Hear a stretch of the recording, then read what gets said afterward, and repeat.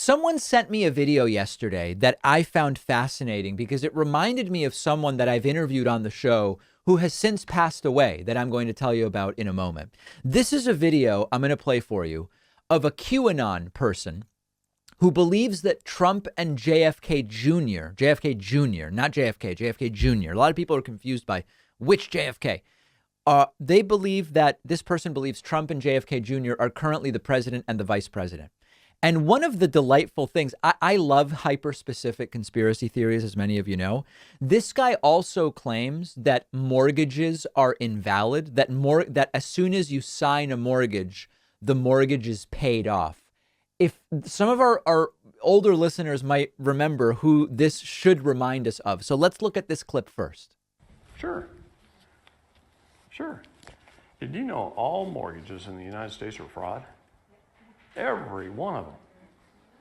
Every one is fraud. Did you know your mortgage was paid off? Your mortgage was paid off the moment you signed the mortgage application and they accepted it. Whoa. You know who paid it off? You did. Huh. See, you're not a debtor, you're a creditor. You just don't know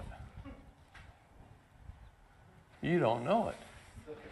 They want you to think you're a debtor and that you're indebted to them. Your signature paid off that loan immediately.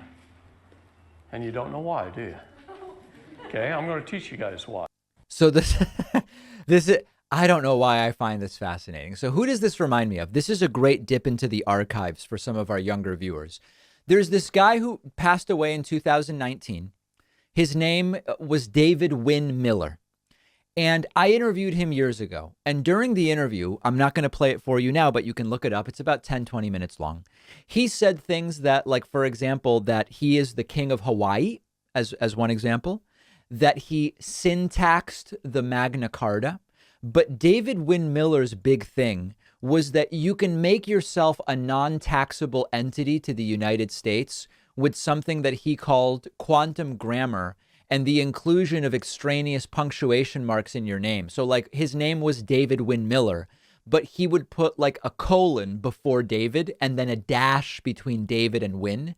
And he believed that by becoming quantum grammar, you were no longer taxable, and people tried doing this stuff and they were sometimes held in contempt by courts. So here's a little bit of what David Wynn Miller used to do. This QAnon guy, it seems just like the next version of David Wynn Miller. When we went to school, they taught us that a sentence must be one thought. Right. So we have a one venue or one condition of thought, which is the correct parse syntax grammar.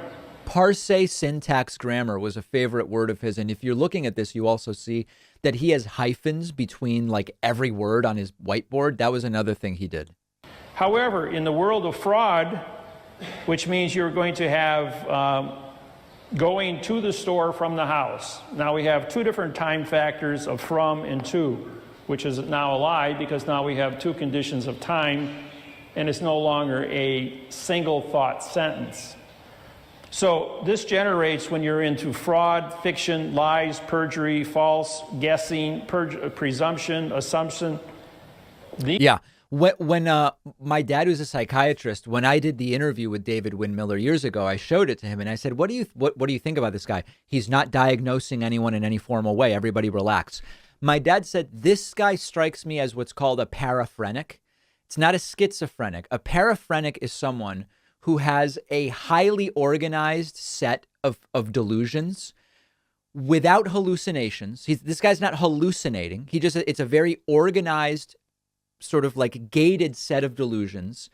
And outside of that, they seem like normal people. So sometimes when you have like a paranoid, delusional, or schizophrenic, you can't have a normal conversation with them about anything.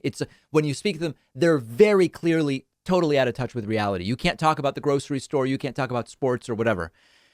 David Wynn Miller, my dad's instinct, not a formal diagnosis, was this is a paraphrenia. With this grammar stuff, It's highly organized and limited. And outside of that, you can seemingly have a normal conversation with the guy. Here's one more video from one of these weird seminars. The 92nd degree Mason is because in 1988 I broke the math interface in all 5,000 languages, proving that language is a linear equation in algebra. Right. This hasn't been done in 8,500 years of written language. He broke the math language interface. Maybe he could fix my toaster. When I did so, I was able to unlock the 2/3 of all the words missing from all languages in the world, and I can write any sentence in any language, frontwards and backwards, with the same meaning. Yep. Even the Maori languages, he's able to write forwards and backwards. So bizarre stuff. And the QAnon guy, it's like the same thing. Let me explain grammatically why you are really the one who is owed the money on the mortgage or whatever the case may be. Wacky stuff, but the point is, all of this stuff recycles. I've told you guys that a lot of the modern revolutionary left, sometimes they're called tankies, but it's sort of a pejorative. The modern revolutionary left are really similar to the 60s era sort of socialist communists that were really common in South America. They were in Argentina, where I was born, and in other countries. It's a rehashing of the same ideas and the same ideology and the same sort of tone and tenor. And even the QAnon stuff isn't really new when they get into these technicalities about grammar and syntax. David Wynn Miller did this stuff for 30 years. May he rest in peace.